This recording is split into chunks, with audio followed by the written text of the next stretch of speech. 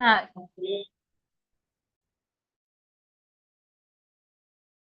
എത്രയാണ് അവന്മാരിപ്പോഴാണ് മാറുന്നത് പൈസ കൊടുക്കണ്ടേ? പിന്നെ അതിൽ തന്നെ എടുക്കുന്നു.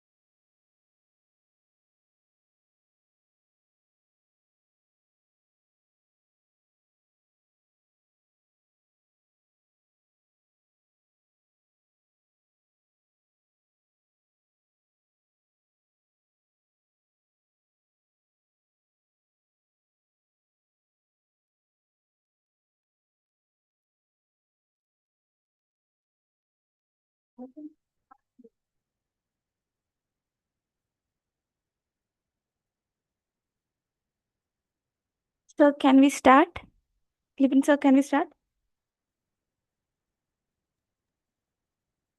Yeah, please go ahead. Thank you, sir. Good evening, everyone. A very warm welcome to all the respected dignitaries, our distinguished speaker, beloved faculty members, and dear students who has joined us today for the Wildlife Week celebration organized by Kerala Law Academy Law College in association with Forestry Club and IQAC KLA. Today's session is a very relevant one as we focus on the topic human animal conflict, exploring legal ways ahead. Wildlife Week reminds us of the importance of protecting nature while also ensuring peaceful coexistence between people and wildlife. And this evening's discussion addresses exactly that concerns. Kerala, known as God's own country, is blessed with incredible natural beauty and a rich variety of wildlife. Its dense forest, misty hills, and sparkling rivers are home to elephants, tigers, leopards, deer, and many rare birds. The famous wildlife sanctuaries like Periyar, Wayanad, and Silent Valley protect these treasures of nature. The Western Ghats, a UNESCO World Heritage Site, adds to Kerala's biodiversity, sheltering many species found nowhere else in the world. Truly, Kerala's wildlife is a reflection of nature's beauty and balance. Human animal conflict is one of the most serious environmental challenges we face today. As forests are cleared for farming, roads, and settlements, wild animals lose their natural homes and often wander into human areas in search of food and shelter. In Kerala, incidents involving elephants, wild boars, and leopards have become increasingly common, leading to crop loss, property damage, and sometimes even loss of life. These conflicts remind us that nature's balance is delicate, and when it is disturbed, both humans and animals suffer. To begin this session on a gracious note, I take the privilege to invite Ms. Aparna G. Ma'am, Assistant Professor at the Kerala Law Academy Law College, to deliver the welcome address. Ma'am has always been a dedicated teacher, guiding students with care and commitment, and we are truly glad to have you with us today, ma'am. Ma'am, please. Good evening to one and all. Respected guest and speaker for today's webinar, Shri MP Lipin Raj Sir, Divisional Railway Personnel Manager, Trivandrum. Director of the Kerala Law Academy Law College, Advocate Nagaraj Narayan Sir, Professor Anilkumar K. Sir, Director, Administration, Students and Faculty Affairs, Professor Harindran K. Sir, our esteemed Principal, Professor Anilkumar G. Sir, Vice Principal Kerala Law Academy, Mrs. Kasturi Nagaraj Ma'am, Assistant Professor Kerala Law Academy, Mr. M.K. Shishidharan Sir, Assistant Professor Kerala Law Academy, faculty conveners, student conveners, faculty members and dear students. It is my great privilege and honor to extend a very warm welcome to all of you to this special session organized as a part of Wildlife Week 2025 celebrations of the Kerala Law Academy Law College Thiruvananthapuram in association with our Forestry Club and IQC. This evening, we have gathered for a very important lecture on human-animal conflict, exploring legal ways ahead. Human-animal conflict has emerged as one of the most pressing environmental and social issues of our time, affecting both biodiversity and human survival. This webinar explores the urgent need for legal measures to ensure peaceful coexistence between people and wildlife. It is with great joy and honor that I welcome Sri M.P. Libinraj Sir, a distinguished civil servant of the 2012 batch and an acclaimed writer, known for his remarkable achievement of clearing all civil service examinations in Malayalam. He has inspired countless aspirants across the country. Beyond administration, he has carved a niche as a columnist and a short story writer. With celebrated works like Golden Frog, A Phoenix with a Broken Wing, and his award-winning novel Margarita, which won a prestigious Padmarajan Puraskaram in 2024. He is also the brand ambassador of the NGO Walk with a Civil Servant, guiding and motivating young minds through free training initiatives. Currently serving with the Ministry of Railways, he continues to balance excellence in public service with deep literary commitment. We are truly privileged to have him among us today, and I extend a warm welcome on behalf of all present. Thank you, ma'am. I would like to extend a warm welcome to Advocate Nagaraj Naran sir, Director of Kerala Law Academy, whose vision and constant encouragement continue to guide every endeavor of this institution. Sir, we are truly honored by your presence today. It is my privilege to extend a heartfelt welcome to Professor Anil Kumar Kisa, Director, Administration, Students and Faculty Affairs, whose unwavering commitment to the welfare of the students and faculty add immense strength to initiatives like this. We are equally delighted to welcome Professor Haridhan K. Sir, our Principal, Professor Anil Kumar G. Sir, Vice Principal, Professor Dr. Ajay Nair L. Ma'am, Head of the Department, Kerala Law Academy. A very warm welcome to Mrs. Kasturi Nagaraj Ma'am, Assistant Professor at Kerala Law Academy, and Mr. N.K. Shisaran Sir, Assistant Professor, whose tireless efforts in coordinating the programs, competitions, and guiding students have been invaluable in bringing this event together successfully. I also extend a warm welcome to our dedicated faculty conveners, student conveners, and organizing team who have worked with great dedication and teamwork to make this celebration possible.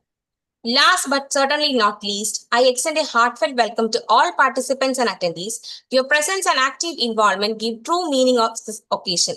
May this Wildlife Week inspire us to carry forward the message of conservation in our everyday lives. With this, I once again extend my warmest welcome to one and all. Thank you.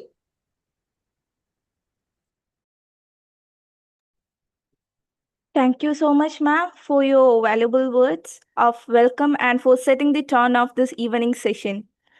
I would like to take this opportunity to extend a warm welcome to you as well as ma'am.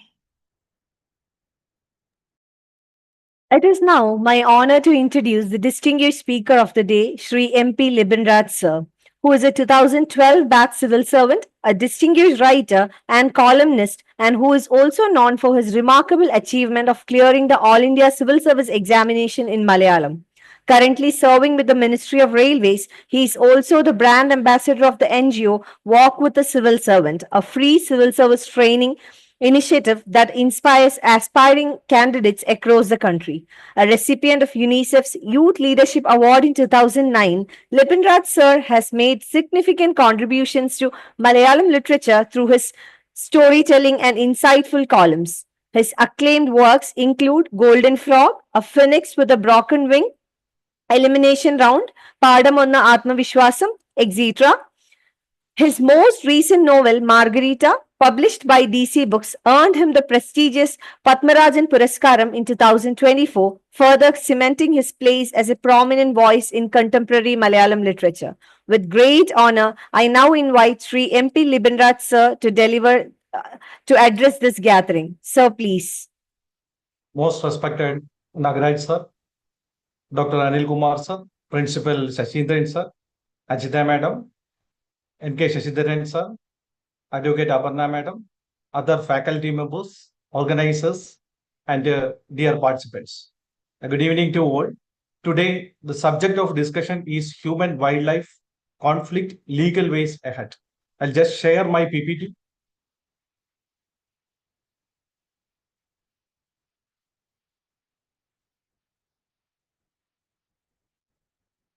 I hope the PPT is visible. Yes, sir.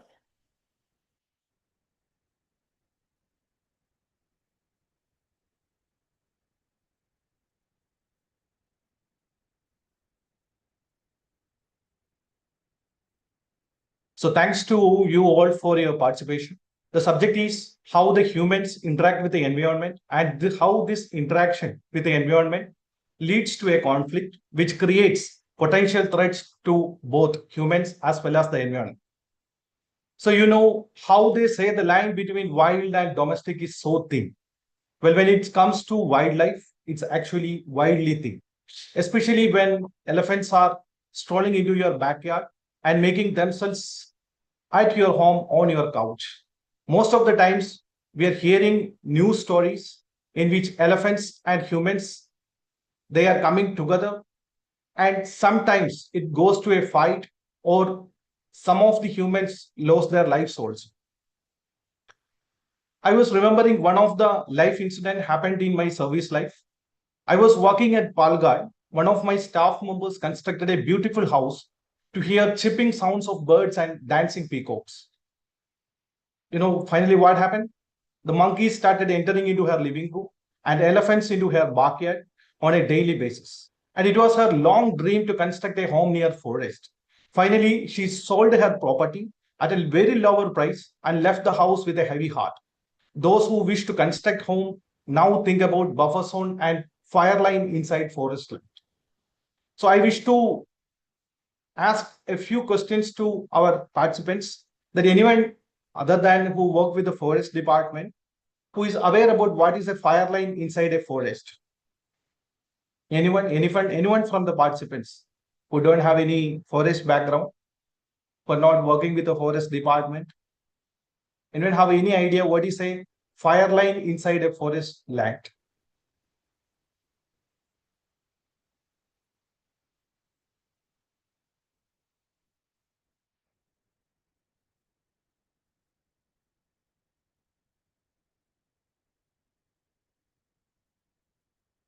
Anyone?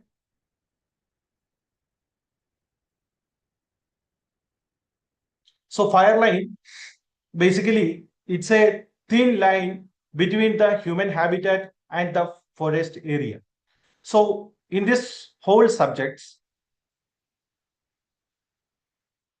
what we will cover is what is human wildlife conflict, and explore the variety of life around us with a certain experience stories.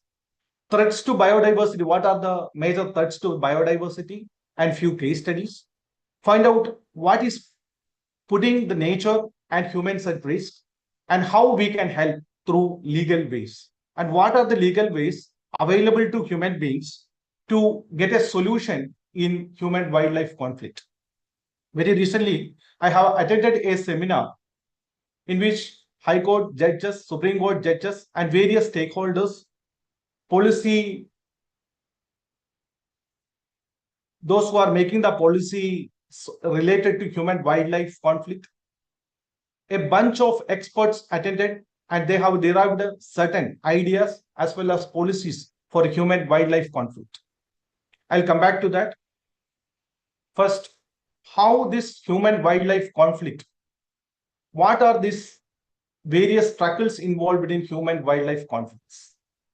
So, as you know already, or it is already stated in the PPT, I need not press for that. But still, the presence or behavior of wildlife poses actual or perceived direct recurring threats to human interest or needs, often leading to disagreements between groups of people and negative impacts on people or wildlife.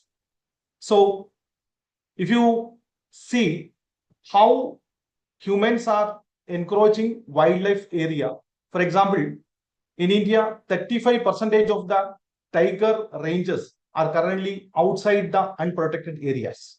So if you can see this part, around 40% of the African lion range and 70% of the African and Asian elephant ranges fall outside the protected areas. So most of the animals who are outside the protected areas, where they tends to come inside the human habitats, which creates a conflict. So I just want to ask, how many of you visited very recently a forest or resort? So this has created tourism overload, especially in Kerala, or those states who are prominent in tourism. Or how many of you seen a monkey when you are going to forest or a resort or near to your home? Especially if you see, how many of you see very recently dog menaces cases which are reporting in the newspapers or channels? Or every day in the newspaper or channels, you are hearing about an endangered species and how to protect an endangered species.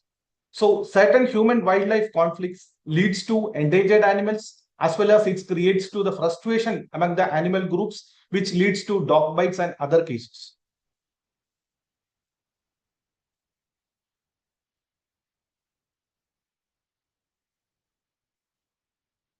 So how this conflict happens? This is very important. Imagine you are being an elephant. You lived in the forest for generations. One day, there is a housing colony, a shopping mall, a Domino's Pizza, where your favorite banana tree used to be. You obviously will be confused. So for animals, basically humans are the intruders. From their point of view, they were just chilling their forest where humans came along and said, nice land, we will take it. So most of the times, humans are responsible for a human-wildlife conflict in which the emotions of animals has to be understood by the humans. For example, urban expansion, forest fragmentation, or as I already mentioned, the tourism overload. In 2018, the famous flood, you may be knowing that it has created a disaster all around Kerala.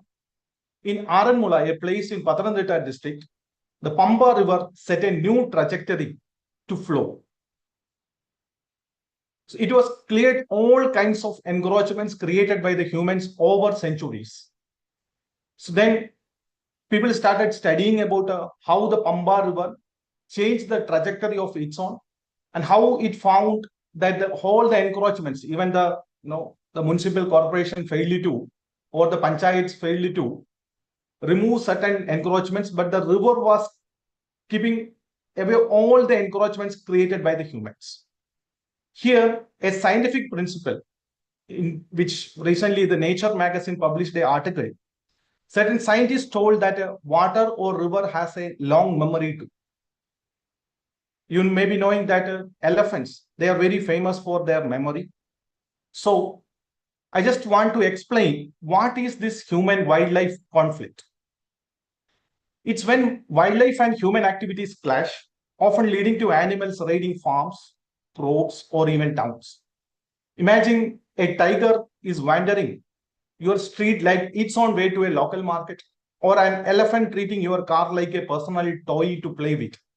And let's not even get started on monkeys and their obsessions with stealing food.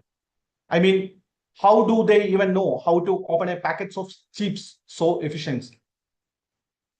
You may be mostly knowing that monkeys are very experts in opening the chips packets and taking the chips and eating.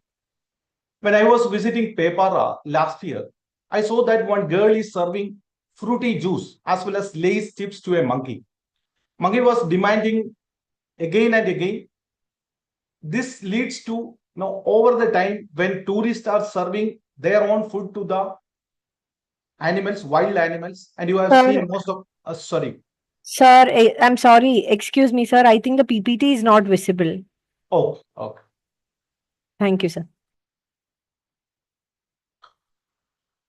Now it's visible? Yes, sir. Yeah. So most of the time, you have seen that in tourist locations, it is written that these wild animals or the animals who kept in the zoo or these tourist spots should not be fed.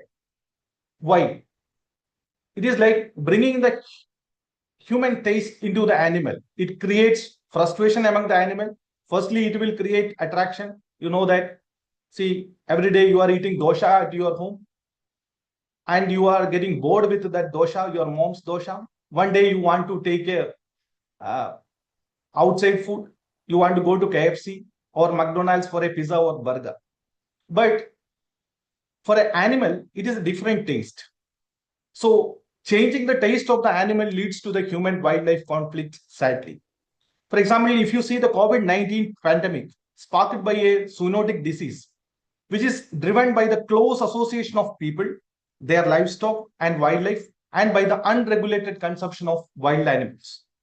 With closer and more frequent and diverse contact between animals and people, the probability of animal microbes being transferred to people increases.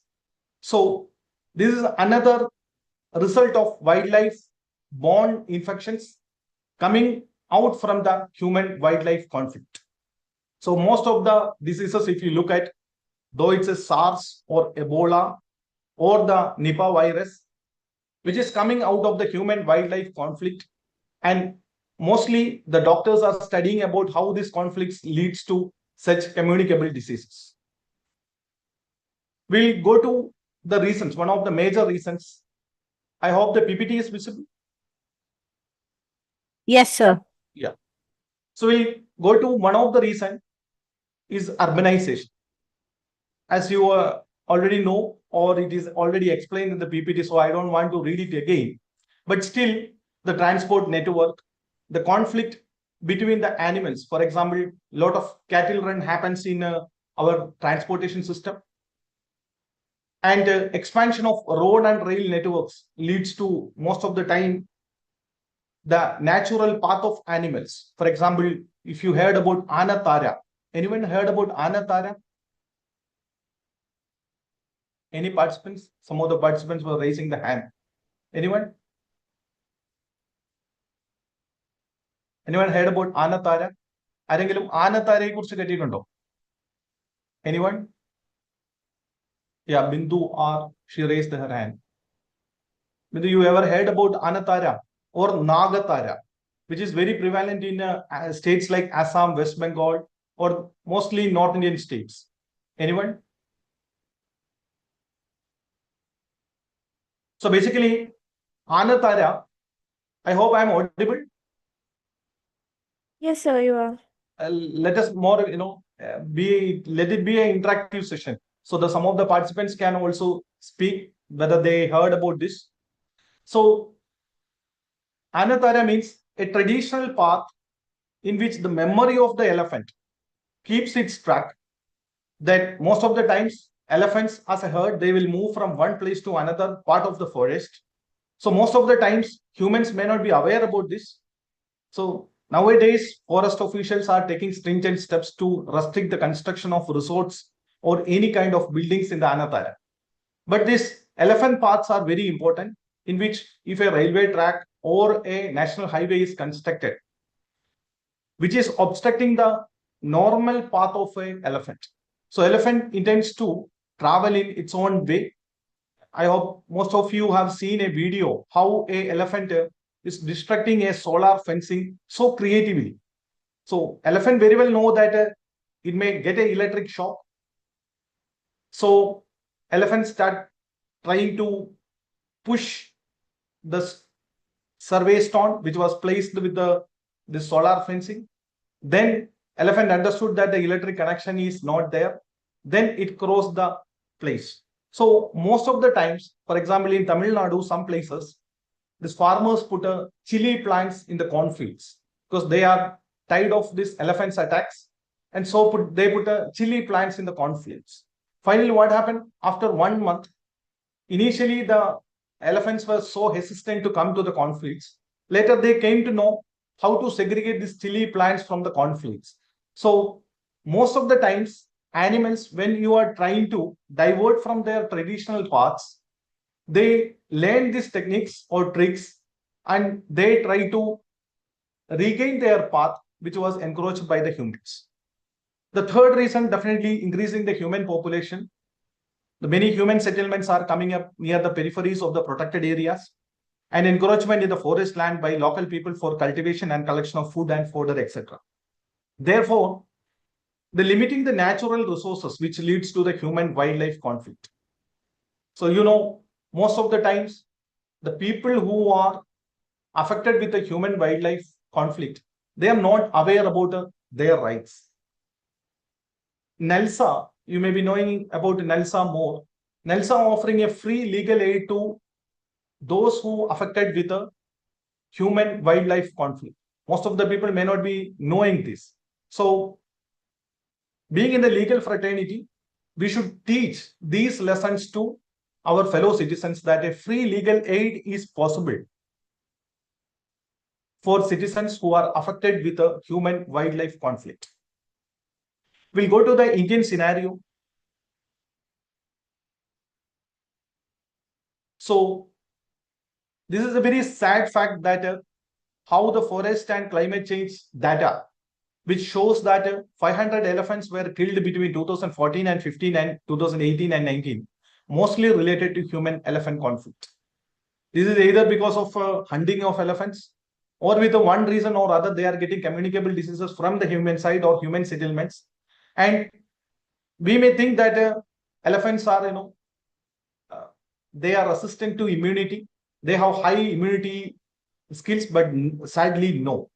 The human viruses or the bacteria or the fungus which moves from human settlements to the animal settlements, which leads to communicable diseases among the animals also.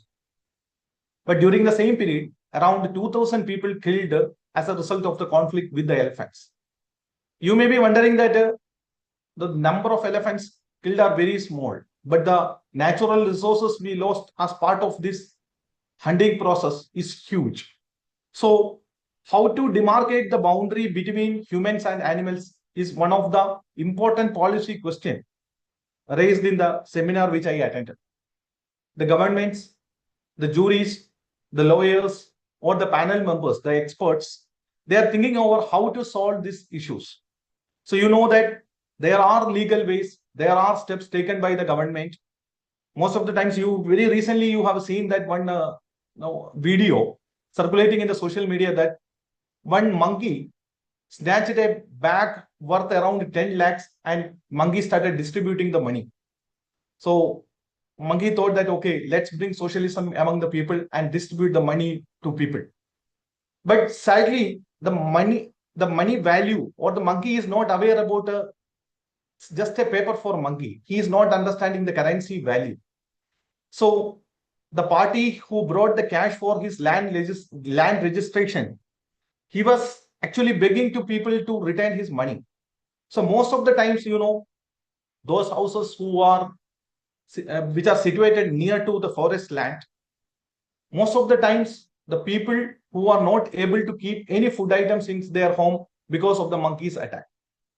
Dog menace is another issue. Obviously, you know that the dogs, they started eating chicken waste or the waste of non-veg food disposed from the hotels. So most of the times, the dog's taste also has changed over the period of time. So humans are responsible for this, changing the taste in the animals. So humans are slowly bringing their taste patterns among the animals, which leads to the human-animals conflict. So what are the steps taken so far? I hope this PPT is visible. Yes, sir. So these are the few examples which we have discussed in the seminar. The Uttar Pradesh government has given an in-principle approval to bring man-animal conflict under listed disasters in the state disaster response fund.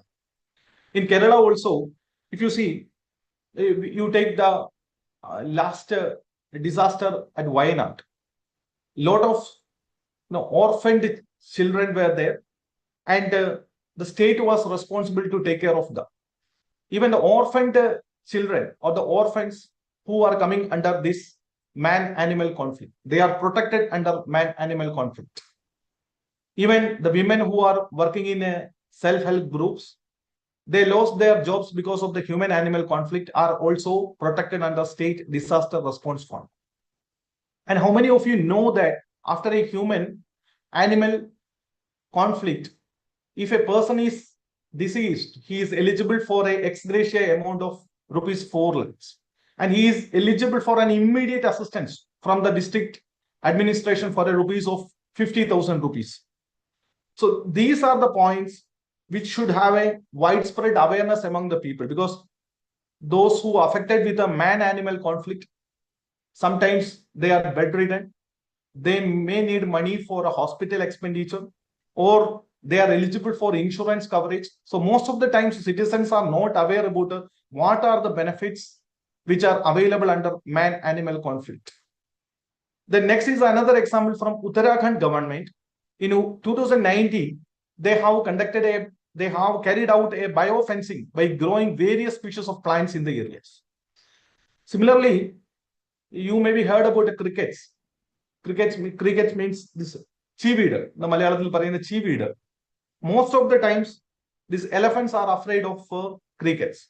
So those who are living near to the forest, they used to imitate the sound of crickets in a recorded like CD or a audio player to keep the elephants away, because elephants usually run away when they hear about the sounds which are beyond their spectrum. So this Uttarakhand government, they started constructing a biofencing. Before that, solar fencing was there, but I already mentioned that elephants are expert in how to break the solar fencing. So this biofencing is a certain plants which are resistant to elephants. For example, if you anyone visited Silent Valley? Anyone? Anyone visited Silent Valley? Most of you have already visited Silent Valley. Silent Valley, a special plant is available when you are trekking inside the Silent Valley, or you are going to the tower site, or you are visiting the Kundi River. In that, a special plant is available in which elephants are afraid to go near to it. So these are the biofencing, using various plants or trees to avoid the animals to come to the human settlements. In 2020, Supreme Court affirmed the right of passage of the elephants and the closure of resorts in the Nilgiris elephant corridor. And most of the times, the courts, they progressively or positively involved in the whole process. They have instructed the administrations or those who are constructing national highways or the rail networks to provide a safe corridor. Like I already mentioned earlier, the place was like a Anathara or a elephant path, which was replaced by a national highway or a rail network. Then the courts asked the administration to provide a safe passage of elephants to their habitat. In Odisha, Athagar Forest Division, they have started casting seed balls or bombs. It's not bombs, it's like a seed balls inside different reserve forest areas to enrich food stock for wild elephants to prevent man-animal conflict. This is another technique how to avoid man-animal conflict, because most of the times elephants or monkeys or other animals, including tigers or leopards, which are coming to the human settlements for searching of food. So how to ensure the food stock inside, especially when in the summer seasons, most of these animals are coming out of the forest. So to reserve food or water inside the forest is another way to avoid human-animal conflict. So I'll just brief about what are the legal ways ahead. This was also discussed in the seminar. So I'm just reiterating what I heard from the seminar or what I got from the seminar. Few inputs only I'm sharing. The participation of the communities. Community participation is one of the very important thing in a legal way. The teaching the tribal communities or the civilized communities about the human-wildlife conflict, and their full participation can help reduce this human-wildlife conflict and leading to coexistence between humans and wildlife. Most of the times, rather than academic discussions, the real coexistence between humans and wildlife in its practical steps has to be happened. Otherwise, the HWC management may not be fruitful. So these are the legal ways. I think you may be knowing most of these acts. The first one is 1972 Wildlife Protection Act. This Wildlife Protection Act is a cornerstone of wildlife conservation law in India. Inside the Wildlife Protection Act 1972, there is a provision for human-wildlife conflict. Most of us or the public or the fellow citizens are not aware about the Wildlife Protection Act 1972. It is not only protecting the wildlife, it is also protecting the humans who are affected with the wildlife. The Scheduled Tribes and Other Traditional Forest Dwellers Recognition of Forest Rights Act 2006. The Scheduled Tribes and Other Traditional Forest Dwellers Act 2006 is a key piece of forest law passed in India on 18 December 2006. While the Act aims to balance the rights of indigenous people with conservation objectives, sometimes leads to tensions between forest communities and wildlife conservation efforts. You know that most of the time, the forest department and the forest communities, they are not at all coexisted. Why? Because the communication gap between the two group of people. One side the forest communities who lived there for centuries, and other side is the forest officials whose job is to protect the wildlife conservation. So most of the times, to reduce the gap between these two sections or groups of people is one of the important things that included in the Scheduled Tribes and Other Traditional Forest Dwellers Act 2006. The third is Wildlife Protection Amendment Bill 2023. This aims to address provisions to address human wildlife mitigation, which includes increased financial support for communities affected by human wildlife conflict. As I already mentioned, those who lost their lives in human wildlife conflict, they are eligible for an ex gratia amount. Most of us may not be knowing. And free legal aid, they are eligible for free legal aid. And they should be extended with a legal clinics, awareness campaigns. And there should be a wider variety of programs like using folk media or using posters, using Nukkad Nataks or street plays to increase the awareness among the communities about their rights as well as the financial benefits arising out of human-animal conflict. The fourth is the Forest Conservation Amendment Bill 2023. These land rights are subject to this act, the Forest Conservation Act 1980, which was enacted to prevent large-scale deforestation. It requires the central government approval for any diversion of forest land for non-forest purposes. That means if any person wants to construct any kind of establishments in a forest land for non-forest purposes, even constructing a temple or constructing a resort, this is required. The government's approval is required. Obviously, BNSS 2023, the sections that deal with causing harm to public safety or the environment may be applicable to human wildlife conflict. The BNS sections, now the law enforcement agencies started quoting, and certain sections which are protecting the human dignity, which are also using for humans wildlife conflict. So how can we help? These are the very important thing. One is support institutions that promote the protection and restoration of balance and coexistence between the human and wildlife. The second is obviously the political ownership. They have to take stock of the situation. They have to come up with the new policies. Actually, in India, the human wildlife conflict policies are on a emerging trend. But the countries like Namibia or certain African countries, they are very well advanced and they have already framed the policy. If you search in Google, human wildlife, as part of this seminar, I have searched certain items in the internet. Then I have seen that mostly African countries, maybe African countries are rich in flora and fauna, that may be a reason, but these African countries are very well ahead than India in framing policies related to human-animal conflict. Obviously, I said the legal steps and policy formulations and what are the policy forms which are available to redress the grievances, how to escalate these matters, how to apply for ex gratia or how to apply for a financial support is also very important. So some of the initiatives that I already mentioned in the last slide, I don't want to give a lot of slides to you because your participation is also very much important for going ahead.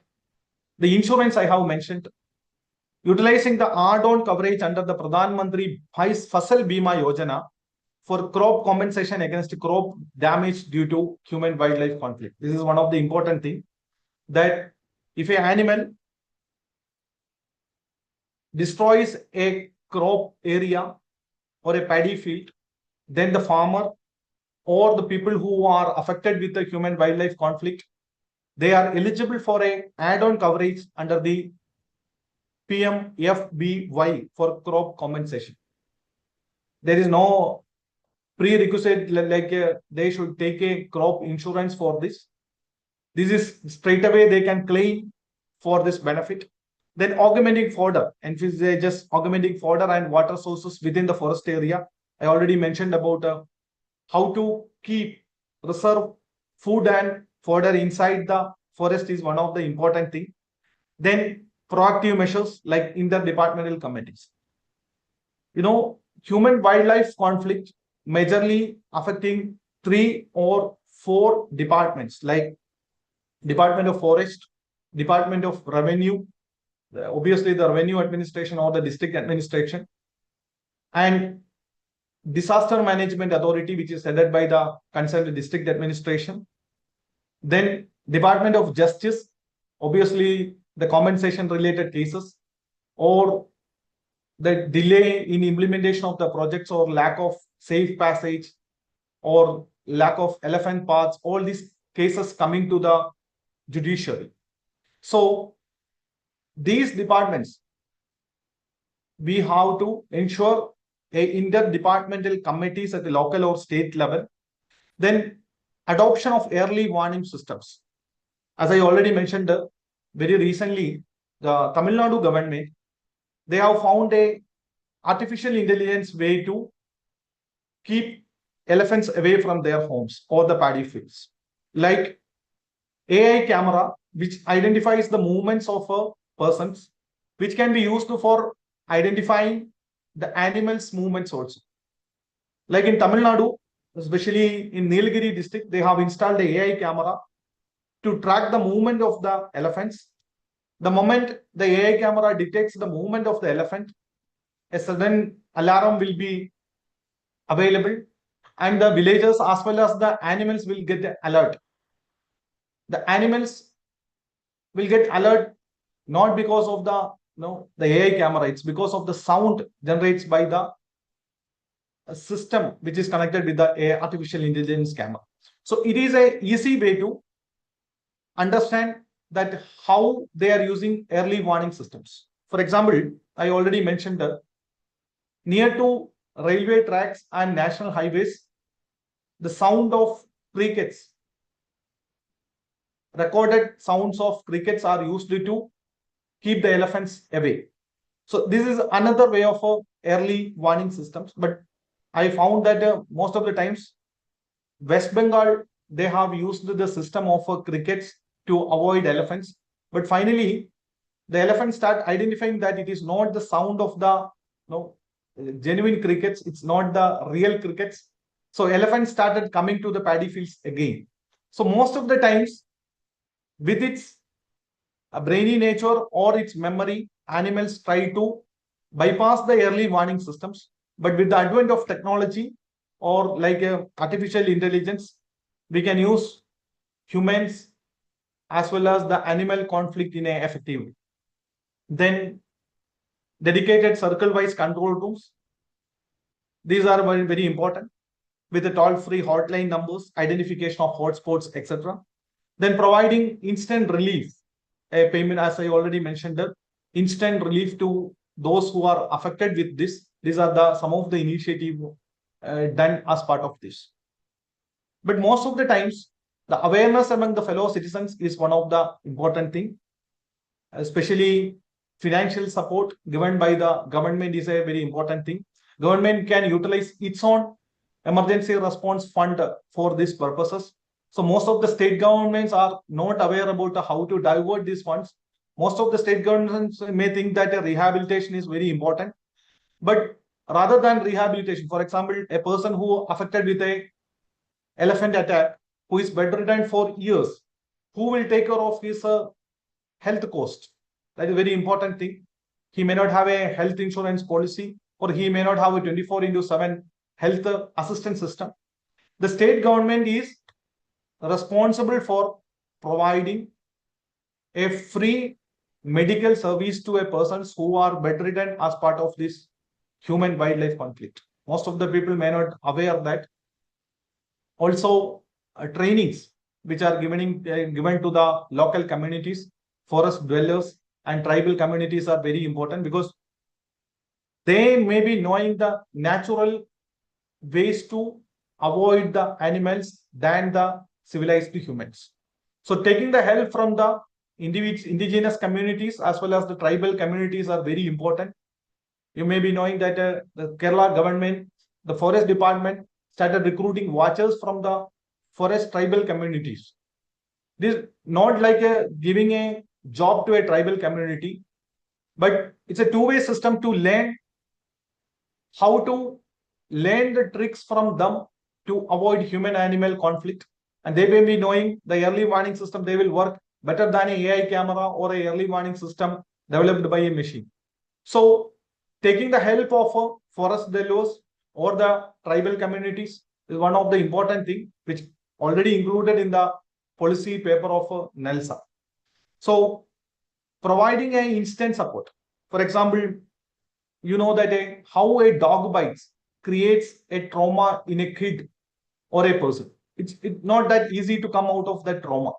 Those who are faced a disaster or a landslide or a flood, the trauma which is created is very important. Most of the time, we may be providing financial support to people like clothes or food to the people who are affected with the disasters. But how many of us talk to those survivors of landslides or disasters who are affected with a mental trauma, who are not able to come out of this trauma? For example, they may lose their near relatives, like I already mentioned, orphan kids who are admitted in orphanages. The state government may be taking care of their educational or physical or financial needs. And the policy paper says that there is another legal way ahead, that the education of kids who lost their parents in a human wildlife conflict or a disaster has to be taken care by Department of Education on free of cost. So those kids who lost their parents in COVID-19 attack, they are also coming under human wildlife conflict. Why? Because the virus, which was, no, it is already, I have mentioned in my introductory speech that COVID-19 or SARS or Ebola or Nipah, these viruses are generated through the interaction between humans and wildlife. So those who lost their parents in COVID-19 is also protected under this scheme, and they are eligible to get a compensation, as well as the trauma side, they are eligible to get a proper psychological counseling as well as treatment. The psychological centers or the clinics which are available with the district hospitals, they are deemed to be served for this purpose, and doctors are appointed for this purpose, and proper counseling as well as training should be given to these kids to equip with the other kids. As I already mentioned, you know that how a child grows a trauma when he lost his parents or near relatives. So these are the certain steps taken by the government of India as well as the state governments for reducing the gap, as well as to ensure that a human wildlife conflict has to be avoided. You know that very recently, High Court and Supreme Court, they pronounced that the food should not be served to stray dogs in public places. This is one of the important things we have to disseminate among our fellow citizens, because we may show our empathy to the dogs, stray dogs, and we may provide food. Mostly the stray dogs are agents of carrying the waste foods or agents of carrying the various kinds of viruses from one place to another. It is not like the virus which causes dog menace, which is not at all a reason for this human wildlife conflict. The major problem is how humans treat these stray dogs and how the humans feeding the stray dogs. These are very important. This chain has to be cut. The court has intervened, and court has categorically specified that in public places, humans should not feed these animals, especially the stray dogs, including monkeys. I have already mentioned that monkeys are very famous for taking fruity juice or the Lay's chips. So most of the time, tourism overloads leads to this, and animals tends to learn human taste. And obviously, for example, you go to a buffet and you have seen different kinds of variety foods. Obviously, there is a tendency to taste one of the food. And you may think that the animals may be getting the banana available in a multi-market showroom or a supermarket. It's not like the banana which is available in the supermarket is extremely different from the banana which is available inside the forest. The apple which is available in a supermarket, the taste is entirely different from the apple which is grown in a forest.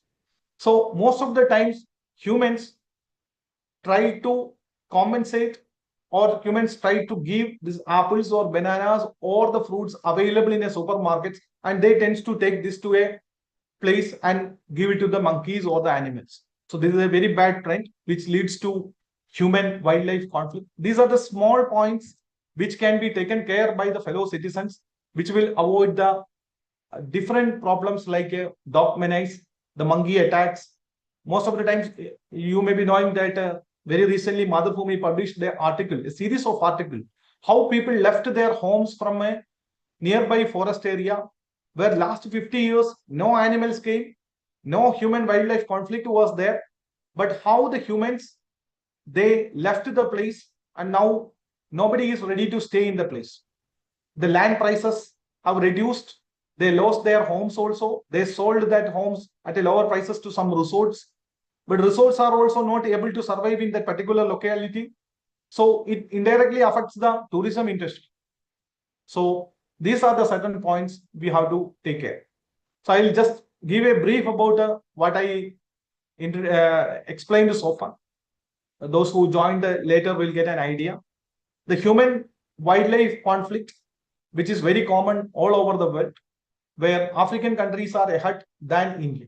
In India, Supreme Court, High Courts, and NALSA, and various departments like Departments of Forest, District Administration, Department of Revenue, and National Disaster Management Authority, they takes care of the policy formulation related to human wildlife conflict.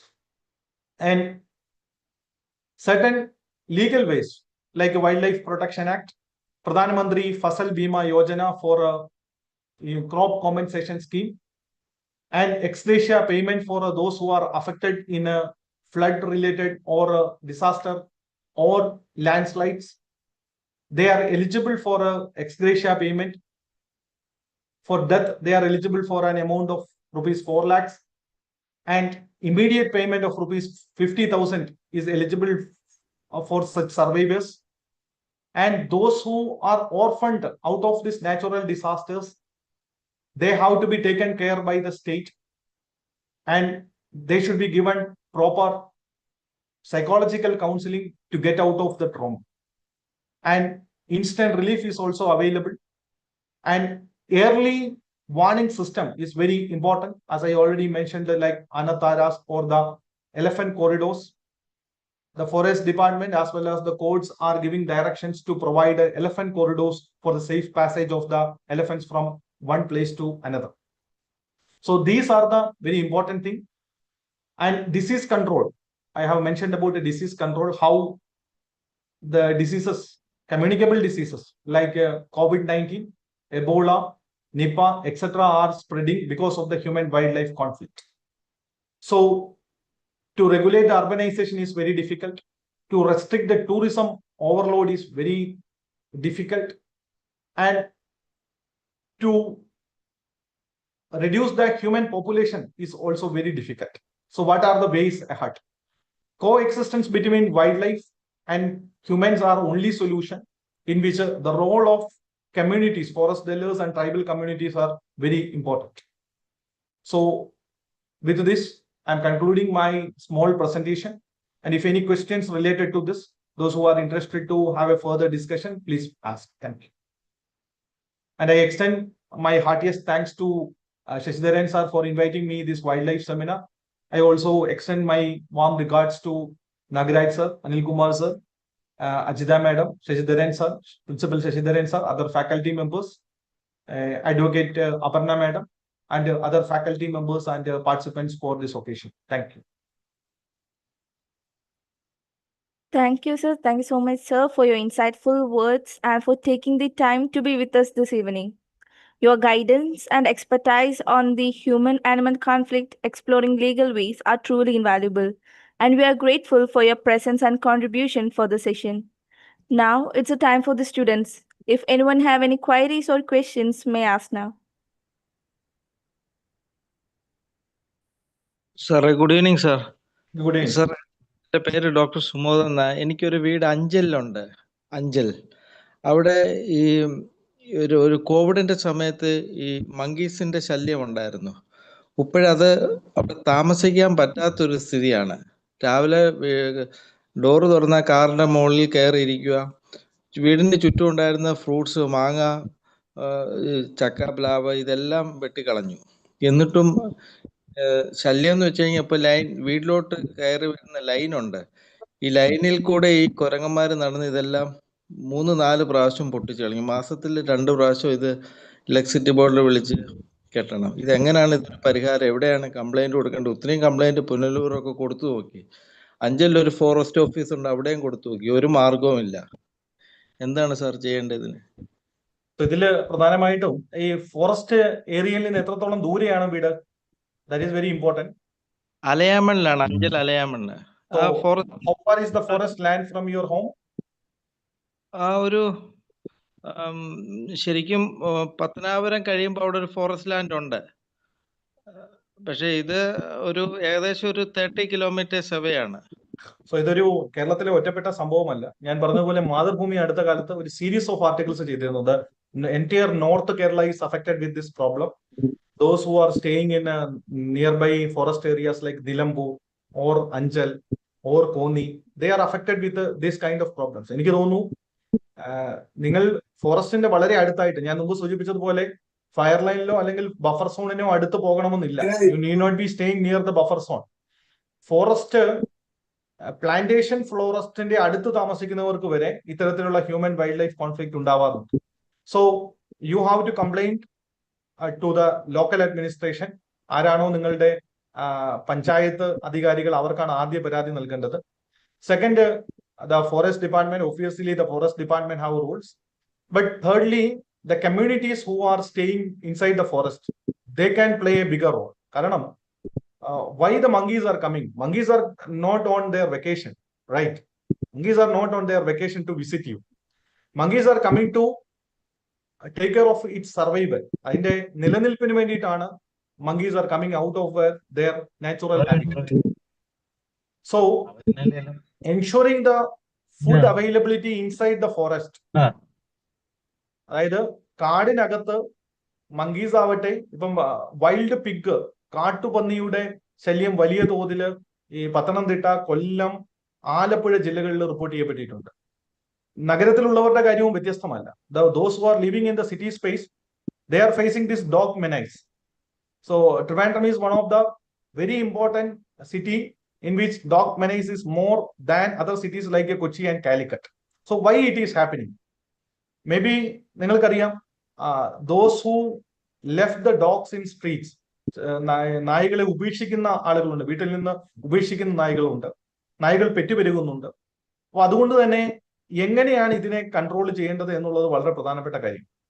So the seminar in which I attended, there was a suggestion that a particular place has to be formed. These dogs has to be relocated to the particular place. But our policy says dogs should not be relocated from its original habitat to another place. So അതാണ് നമ്മളുടെ base principle. അത് മാറ്റാൻ കഴിയില്ല. നിങ്ങളുടെ കേസിലാണെങ്കിൽ the monkeys who are stayed in the forest, who came out of its natural habitat, the only solution is bring or take back them to their natural habitat. അപ്പൊ ഭക്ഷണം അവിടെ ഒരുക്കുക എന്നുള്ളതാണ് ഏറ്റവും പ്രധാനപ്പെട്ട കാര്യം. അതിന് സൂപ്പർ മാർക്കറ്റിൽ കിട്ടുന്ന ഫ്രൂട്ട്സോ ബനാനയോ വാങ്ങിയ അവിടെ കൊണ്ട് വെച്ചിട്ട് കാര്യമില്ല. മറിച്ച് കാട്ടിനുള്ളിൽ, പ്രത്യേകിച്ചും സമ്മർ സീസണിലാണ്, അതായത് ഭക്ഷണത്തിന് ഫുഡ് സ്റ്റോക്ക് അവൈലബിലിറ്റി ഇല്ലാതിരിക്കുമ്പോൾ അല്ലെങ്കിൽ വാട്ടർ അവൈലബിലിറ്റി ഇല്ലാതിരിക്കുമ്പോഴാണ് ഈ മങ്കീസിന്റെ അറ്റാക്കിംഗ് അല്ലെങ്കിൽ ഫുഡ് സെർച്ചിങ് കൂടുന്നത്. സോ നിങ്ങൾക്ക് കാട്ടിനുള്ളിൽ തന്നെ വാട്ടർ റിസോഴ്സസ്, അതായത് പഴയ വാട്ടർ റിസോഴ്സസ് കാണും, അല്ലെങ്കിൽ ചെറിയ വാട്ടർ റിസോഴ്സസ് നിങ്ങൾക്ക് തന്നെ ക്രിയേറ്റ് ചെയ്യാവുന്നതാണ്. ഇത് ലോക്കൽ കമ്മ്യൂണിറ്റികളുമായിട്ട് ചേർന്ന് you can create a water tanks, not like the water tanks which use open water tanks, or നിങ്ങൾക്ക് പൊതുവിടങ്ങളിൽ ലഭ്യമായതുപോലെയുള്ള ചെറിയ വെള്ളം സൂക്ഷിക്കുന്ന ചെറിയ ടാങ്കുകൾ പോലെയുള്ളവ നിർമ്മിച്ചെടുക്കാം. ഇവിടെ വെള്ളം സൂക്ഷിച്ചു വെച്ചാൽ തന്നെ വെള്ളം തേടി വരുന്ന മൃഗങ്ങളുടെ നാട്ടിലേക്കുള്ള വരവ് ഒരു പരിധി വരെ ഒഴിവാക്കാൻ കഴിയും. Second is food stock. ഈ ഫുഡ് സ്റ്റോക്ക് ഉറപ്പാക്കേണ്ടത് ഫോറസ്റ്റ് ഡിപ്പാർട്ട്മെന്റ് ആണ്. U discuss with the forest department. C everyone is affected with this problem. നിങ്ങൾക്ക് അഞ്ചലിൽ വീടുള്ളത് കൊണ്ട് you are the only person who are affected എന്നല്ല, മറിച്ച് ആ പ്രദേശത്തുള്ള എല്ലാവരും ഇതിന്റെ ഒരു അഫക്റ്റഡ് ആളുകളായിരിക്കും, അല്ലേ? അപ്പൊ നിങ്ങളൊരു കമ്മ്യൂണിറ്റി ഫോം ചെയ്തതിനു ശേഷം അവിടുത്തെ ഫോറസ്റ്റ് ഡിപ്പാർട്ട്മെന്റുമായി ബന്ധപ്പെട്ട്, പ്രത്യേകിച്ചും മഴക്കാലത്തൊന്നും ഈ മങ്കീസ് വരില്ല, വേനൽക്കാലത്തായിരിക്കും കൂടുതലും മങ്കീസ് പുറത്തേക്ക് വരിക, അല്ലേ? സാർ, അത് ഇത് നമുക്ക് പെറ്റ് പെരുകിയാൻ കിടക്കുവാണ്, എണ്ണാൻ പറ്റാൻ. രണ്ട് ഏറ്റവും പ്രധാനപ്പെട്ട കാര്യം, താമസമില്ലാത്ത വീടാണെങ്കിൽ don't try to start any plantation crops or any kind of things there. കാരണം ഉദാഹരണത്തിന് നല്ലൊരു ബനാന പ്ലാന്റേഷൻ ഉണ്ട്, നല്ലൊരു വാഴത്തടം ഉണ്ട് എന്നിരിക്കട്ടെ. ഈ വാഴത്തോപ്പ് കേന്ദ്രീകരിച്ചിട്ടായിരിക്കും ഈ മങ്കീസ് എല്ലാം കൂടി ഒരു ഗ്രൂപ്പ് ആയിട്ട് വരുന്നത്. The message will be common. ആ മെസ്സേജ് കോമൺ ആയിട്ട് കിട്ടുമ്പോൾ obviously they will be moving as a group to the ഈ ബനാന പ്ലാന്റേഷനിലേക്ക് വരാനുള്ള സാധ്യത വളരെ കുറവാണ്. So I suggest that forest ഡിപ്പാർട്ട്മെന്റുമായിട്ട് ചേർന്ന് ഫുഡ് സ്റ്റോക്ക് എൻഷുർ ചെയ്യുക, വാട്ടർ അവൈലബിലിറ്റി എൻഷുർ ചെയ്യുക. Then local panchayat or corporation can play a greater role. Community awareness is one of the important. Okay. Thank you, sir. Sir, ഒരു സംശയം ചോദിച്ചോളൂ sir. Sir, ഈ നമ്മള് ഇപ്പൊ കാലങ്ങൾക്ക് ശേഷമാണ് നമ്മൾ ഈ വൈൽഡ് ലൈഫ് അറ്റാക്ക് കൂടുതൽ കാണുന്നത്. അപ്പോൾ അതിന്റെ ഒരു റീസൺ എന്ന് പറയുന്നത് വൈൽഡ് ലൈഫ് പ്രിസർവേഷൻ തന്നെയാണ്. ഫോർ എക്സാമ്പിൾ, ഇപ്പോഴ് ആനകൾ കൂടുതൽ വന്നുകൊണ്ടിരിക്കുകയാണ്, അതുകൊണ്ടാണ് റെസിഡൻഷ്യൽ ഏരിയയിലോട്ട് അത് കയറി വരുന്നത്. സോ ഇതില് രണ്ട് ഓപ്ഷനല്ലേ ഉള്ളൂ. ഒന്നുകിൽ നമ്മൾ ഒഴിവാക്കി കൊടുക്കുക, ഇല്ലെങ്കിൽ ആനയെ ഒഴിവാക്കുക. അതിൽ ഒന്ന് നമ്മളുടെ ഇതിൽ കാണുന്നത് ഗവൺമെന്റ് ഇന്റർവെൻഷൻ പൈസയിലല്ലാതെ വേറെ എന്തെങ്കിലും രീതിയിൽ, അതായത് ഫുഡ് കൊടുക്കുക എന്നുള്ളത്, ആനകൾക്ക് ഫുഡ് കൊടുക്കുക എന്നുള്ളത് I don't know how realistic it is. പക്ഷെ നമ്മള് ഫോറസ്റ്റ് വലുതാക്കാൻ എന്തെങ്കിലും വഴിയുണ്ടോ സർ?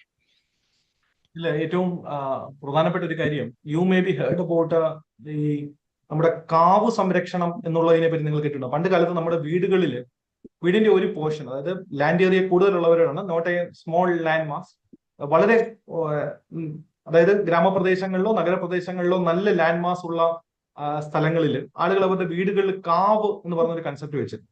ഇപ്പൊ ഉദാഹരണത്തിന്, you may be knowing that a temple called the Mannarasala which is famous for snakes. Snake shrine ആണത്. നിങ്ങൾ ഏവരും കേട്ടിട്ടുണ്ടാവും Mannarasala Nagaraja temple which is very famous for snakes. ഈ അമ്പലത്തിൽ പോകുന്ന ആളുകൾക്ക് ഒരു വിശ്വാസമുണ്ട്, ഈ അമ്പലത്തിൽ ഉള്ള ഒരു സാധനവും എടുത്തുകൊണ്ട് വരരുത്. പൊതുവായിട്ട് ആളുകളുടെ ഉള്ളിലുള്ള ഒരു ഫിയർ ഫാക്ടറാണ്. Every one have that fear factor that those who are going to the temples, especially for snakes or any other animals, they should not take anything. ഉദാഹരണത്തിന് പലർക്കും ഒരു വിശ്വാസമുണ്ട്, Kodumon is very famous for its spider temple. ചിലന്തി അമ്പലം Kodumon near Adoor is very famous for its treatment against the spider bites. അപ്പോ ചിലന്തി അമ്പലത്തിൽ പോകുന്ന ആളുകൾ, അല്ലെങ്കിൽ മണ്ണാറശാല നാഗരാജ ടെമ്പിളിൽ പോകുന്ന ആളുകൾ അവിടെ കിടക്കുന്ന ഒരു ചെറിയ സാധനം പോലും എടുത്തിട്ട് വരില്ല. ആ ഫിയർ ഫാക്ടർ ഉണ്ട്. U may B heard that people who stealing gold from Ayyappa temple which is in the Periyar Tiger Reserve, or people who stole this bronze from the temple. നിങ്ങൾ അത് കേട്ടിട്ടുണ്ടാവും. പക്ഷേ ഇത്തരത്തിലുള്ള fear factor as part of our customs, as part of our belief system was very important for wild life protection. ഞാൻ പറഞ്ഞു വന്നത്, ഉദാഹരണത്തിന് temple near Thiruvalla, Panayannarkavu. You heard about Panayannarkavu temple? anyone heard about, anyone who heard about? Yes, sir. That is very famous for what? It is very famous for Kadamatta Katanar and Kaliyangatta Neeli. You maybe heard about Kaliyangatta Neeli after watching this Loga chapter 1, right? So those who are going to Panayanarkavu, they will not take even a nail from that place. Why? There is a fear factor inside the humans that we should not disturb the balance, the coexistence which is available in the wildlife, which is preserved there. So this is not like a belief system. It is a lesson that increase the forest cover inside our forest, or if land is available, നിങ്ങളുടെ സ്ഥലത്തിന്, ഇപ്പൊ ഉദാഹരണത്തിന് നിങ്ങൾ ഗ്രാമപ്രദേശത്താണ്, you have a huge chunk of land. So try to bring back the old culture of preserving this kavu or a small forest. You heard about the system of that professional forests which are available, or the forests which are readily available. അത് ഇപ്പം പുതിയ modern concept ആണ്. നഗരത്തിനുള്ളിൽ ഒരു forest construct ചെയ്യുന്ന രീതിയിലേക്ക്, അത് ഗവൺമെന്റിന്റെ മാത്രം ചുമതലയല്ല, ഇൻഡിവിജ്വൽസിന്റെയും കൂടി ചുമതലയാണ്. So those who are having large area of or large tract of land, they can think about this, and you can leave that place exclusively for the nature. Most of the ningal problems, for example, those who are facing a snake bite or dog menace or other kinds of like wild pigs attacks, this is a solution to preserve them within their territory and keep a fire line within your home. അതാണ് ഞാൻ പ്രധാനമായിട്ട് ഉദ്ദേശിക്കുന്നത്. Fire line കാട്ടിൽ മാത്രമല്ല, fire line എന്ന് പറയുന്നത് കാട്ടിൽ ഒരു തീപിടുത്തം ഉണ്ടാകുമ്പോൾ ഫോറസ്റ്റ് ഒഫീഷ്യൽസ് പോയിട്ട് പുറത്തുള്ള സ്ഥലത്തെയും അകത്തുള്ള കാടിനെയും ഫോറസ്റ്റ് ഡിപ്പാർട്ട്മെന്റ് തന്നെ they will initiate a fire. Why? Because this forest fire should not come to the outer areas. അതിനു വേണ്ടിയിട്ടാണ് ഫയർ ലൈൻ സെറ്റ് ചെയ്യുന്നത്. അതേപോലെ there should be a forest line you should have been keeping in your home by bifurcating a area of your house or your land as a forest area. So എത്രത്തോളം practicable ആകുമെന്ന് അറിയില്ല, പക്ഷേ large tract of ഉള്ള ഏരിയയിൽ, so places like Nilambur, Punalur, Anchal, Nedumangad, these places we can try this. The state government is planning to develop local forest in the places, and obviously forest cover കൂട്ടിയാൽ മാത്രമേ you can escape from this. Okay. Thank you, sir. Thank you.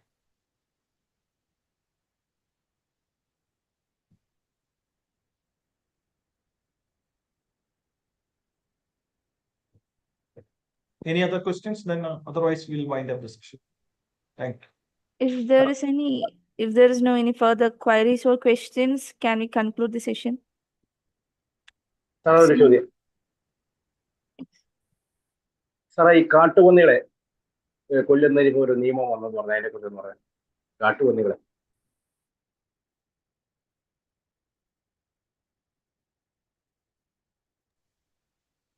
As on date, say wild pigs, അല്ലെങ്കിൽ you may be knowing that the attacks of wild pigs very frequent. അപ്പൊ അതിൽ ഏറ്റവും പ്രധാനപ്പെട്ട കാര്യം എന്ന് പറയുന്നത് കാട്ടുപന്നിയെ, അതായത് കാർഷിക ആവശ്യങ്ങൾക്ക് വേണ്ടി കാട്ടുപന്നിയെ ലിമിറ്റ് ചെയ്യാനുള്ള ഒരു provision state government has given. അത് സ്റ്റേറ്റ് ഡിസാസ്റ്റർ മാനേജ്മെന്റ് ആക്ടിലുള്ള ഒരു പ്രൊവിഷൻ ആണ്. But the Central Act does not permit for it. But still, as a licensed gun, government provide ചെയ്യുന്ന ആളുകൾക്ക് മാത്രം, with permission of the forest department, they can use this and limit the wild pigs. അതാണ് ഇപ്പോഴത്തെ നിലവിലുള്ളത്. അതിന്റെ അർത്ഥം പെല്ലറ്റോ അല്ലെങ്കിൽ ഗണ്ണോ പോലെയുള്ളവ ഉപയോഗിച്ച് ഏത് ഇൻഡിവിജ്വലിനും അത് ചെയ്യാമെന്നല്ല, മറിച്ച് they should file a application in front of the government, and the committee will scrutinize it. The revenue administration will decide over it, and they will identify a person who is expert in doing this. Then the government has to satisfy, or the local administration has to satisfy. അവർക്ക് വിശ്വാസജനകമായിട്ട് തോന്നണം ഇത്തരത്തിലുള്ള ശല്യം ഉണ്ട് എന്ന് തോന്നിയാൽ മാത്രമേ licence നൽകുകയുള്ളൂ. ആ licensed ആളുകൾക്ക് മാത്രമേ, കാർഷിക ആവശ്യങ്ങൾക്ക് വേണ്ടി മാത്രമേ ഇതിനെ ഉപയോഗിക്കാൻ പാടുള്ളൂ. And the very important thing, it should not be used as food. അതിനെ ഉപദ്രവിച്ചതിന് ശേഷം, ഇല്ലാതാക്കിയതിനു ശേഷം അതിനെ ഫുഡ് പർപ്പസിന് വേണ്ടി ഉപയോഗിച്ച് കഴിഞ്ഞാൽ BNSS പ്രകാരം അത് ക്രിമിനൽ കുറ്റമാണ്. So this provision is available under the state government rules, but the government is not giving a popularity, because everyone indirectly wild pigs are also part of the food chain. The waste which is generated within the ecosystem of a forest, who is eliminating it? Wild pigs are eliminating it. അല്ലാതെ humans create ചെയ്യുന്ന വേസ്റ്റോ അല്ലെങ്കിൽ നഗരങ്ങളിൽ ഉണ്ടാവുന്ന വേസ്റ്റോ dispose ചെയ്യാനുള്ള ഒരു easy tool അല്ല wild pigs. Wild pigs has come out of the forest, and for search of food it has come to a place where humans have dumped their own waste materials. But അതല്ല wild പിക്സിന്റെ പ്രധാനപ്പെട്ട ഉദ്ദേശം. കാടിനുള്ളിലെ food chain, കാടിനുള്ളിലെ മാലിന്യം നീക്കം ചെയ്യുക എന്നുള്ളതായിരുന്നു wild പിക്സിന്റെ primary responsibility food ചെയിനിൽ. അപ്പൊ അത് നിർത്താതെ വെളിയിലേക്ക് വരുമ്പോൾ കാടിനുള്ളിലും വേസ്റ്റ് ഡിസ്പോസൽ ഉണ്ടാവുന്നുണ്ട്. സോ അതുകൊണ്ട് വൈൽഡ് പിക്സിനെ ലിമിറ്റ് ചെയ്യുക എന്നുള്ളതാണ് ഗവൺമെന്റിന്റെ ഉദ്ദേശം. But it is not popular or common. Okay, thank you sir.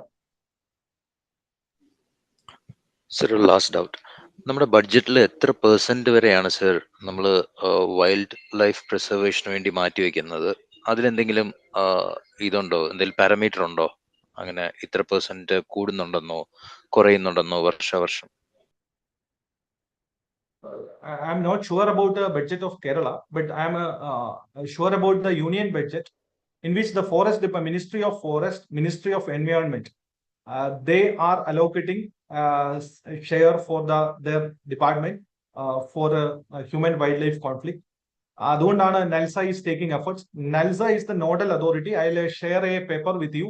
If anyone is interested, just go to Google and I'll share the link. Morning I was reading the paper.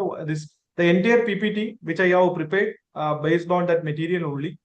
So the government is providing certain steps, like for the ex gratia payment, government is providing a monetary support.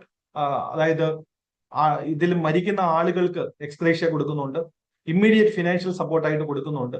So basically the total budget of the environment and forest മിനിസ്ട്രിയുടെ 3 to 5% is now utilizing for a human wildlife conflict, but the 3 to 5% is not sufficient. So the government decided to bring more awareness.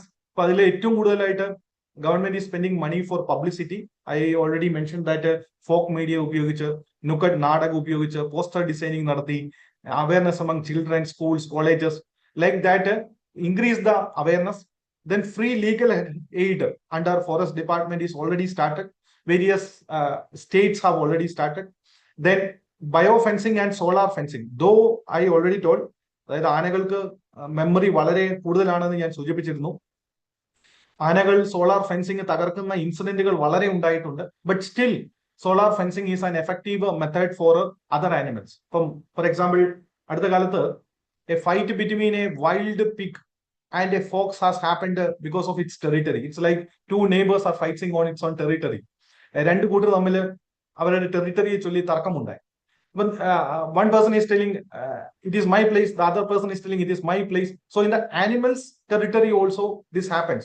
So demarcating the animal territory is very important. For that, forest department is funding.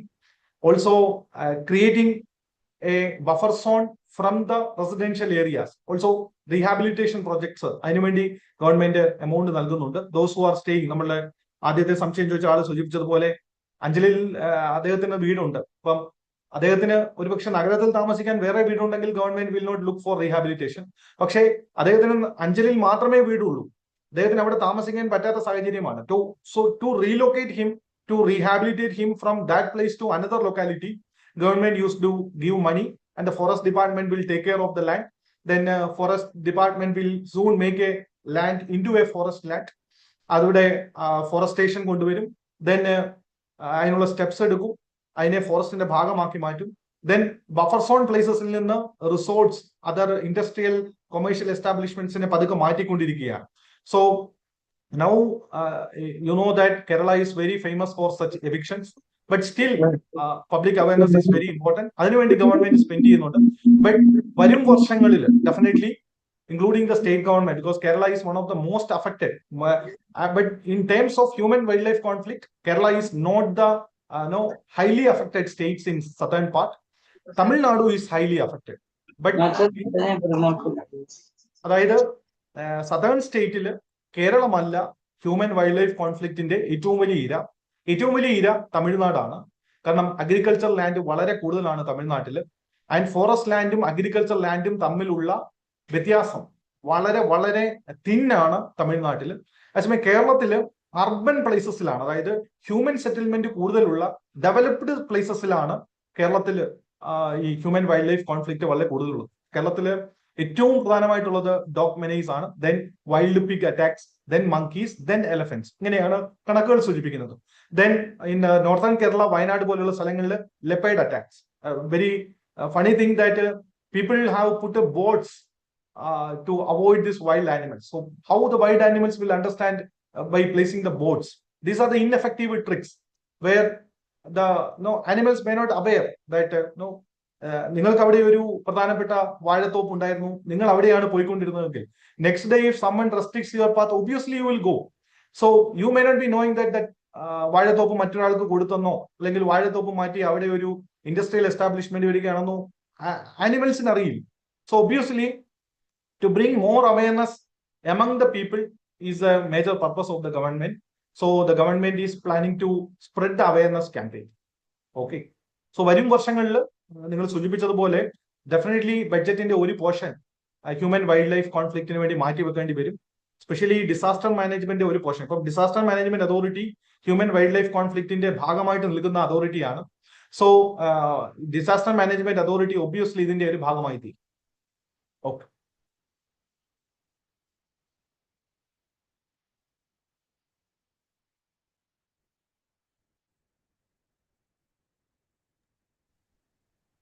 Is there any more questions or queries?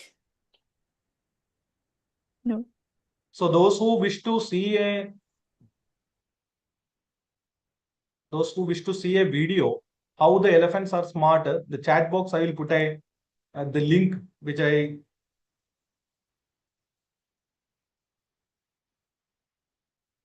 I'll just share this link.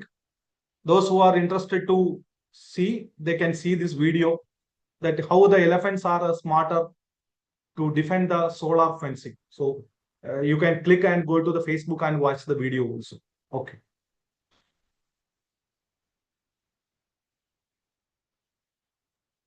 Now, to formally conclude this session, I take the privilege to invite Ms. Krishnendu Ma'am, Assistant Professor, the Kerala Law Academy Law College, to deliver the vote of thanks.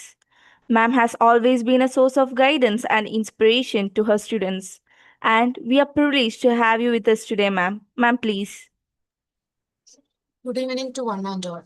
As we come to the conclusion of this insightful session organized as part of the Wildlife Week 2025 celebrations of the Kerala Law Academy Law College, Thiruvananthapuram, in association with our Forestry Club and IQAC, it is my pleasant duty to deliver the vote of thanks. First and foremost, on behalf of the Kerala Law Academy, I extend our heartfelt gratitude to our esteemed guest and speaker, Sri M.P. Libinraj Sir, Divisional Railway Personnel Manager, Trivandrum. Sir, your enlightening lecture on human-animal conflict, exploring legal ways ahead, has shed valuable light on one of the most pressing environmental and social issues of our time. Your words have left us with much to reflect upon, and we are truly grateful for your time and presence with us today. I express our sincere thanks to Advocate Nagaraj Narayanan Sir, Director of Kerala Law Academy, for your vision, guidance, and unfailing support, which continue to strengthen every endeavor of this institution. Our special thanks go to Professor Anil Kumar K. Sir, Director, Administration, Students and Faculty Affairs, for your commitment to student and faculty welfare and for encouraging initiatives like this. We are also deeply thankful to our Principal, Professor Harindran K. Sir, whose consistent motivation and leadership have always been a driving force for academic and extracurricular success. A grateful thanks to Professor Anil Kumar G. Sir, Vice Principal, for a constant support and encouragement, which have been invaluable in making this program a success. We also wish to acknowledge with gratitude Professor Dr. Ajita Nair Elma, Head of the Department, for your wisdom and continuous guidance in shaping and supporting this event.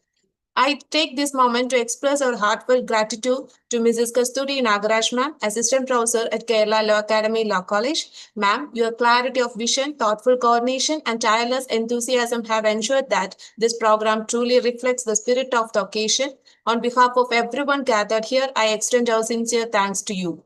A very special word of appreciation to Mr. N.K. Shashidharan Sir, Assistant Professor, Kerala Law Academy Law College, for your tireless efforts in coordinating the Wildlife Week activities and guiding the students with dedication. We are equally thankful to our faculty conveners, student conveners, and the organizing team whose teamwork and meticulous planning made today's webinar possible. Last but not the least, I extend my sincere thanks to all the participants and attendees. Your presence and active engagement have given true meaning to this program and made it a memorable success. With these words, I once again thank everyone who contributed to the success of today's event. Thank you all. Thank you, ma'am, for your thoughtful words and for gracefully bringing this session to a close. This session would not have been possible without the support of many dedicated individuals. On behalf of Kerala Law Academy Law College, I would like to convey our deep appreciation to Advocate Nagaraj Narayanan sir, Director Kerala Law Academy Law College, for such eminent opportunity. We also extend our gratitude to Professor Anil Kumar Kesar, Director Administration Students and Faculty Affairs, for his consistent encouragement. We also would like to extend our heartfelt gratitude to Professor Harindran Kesar, Principal, Kerala Law Academy Law College, for the never-ending support and guidance in all the activities of the college. We also thank Professor Anil Kumar G. Sir, Vice Principal, Kerala Law Academy Law College, for the constant support and encouragement.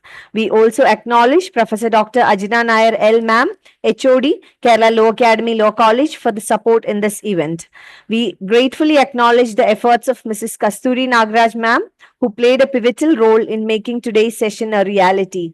I would also like to take this opportunity to extend our gratitude to Shri N.K. Shashidharan Sir, who brought this session into life.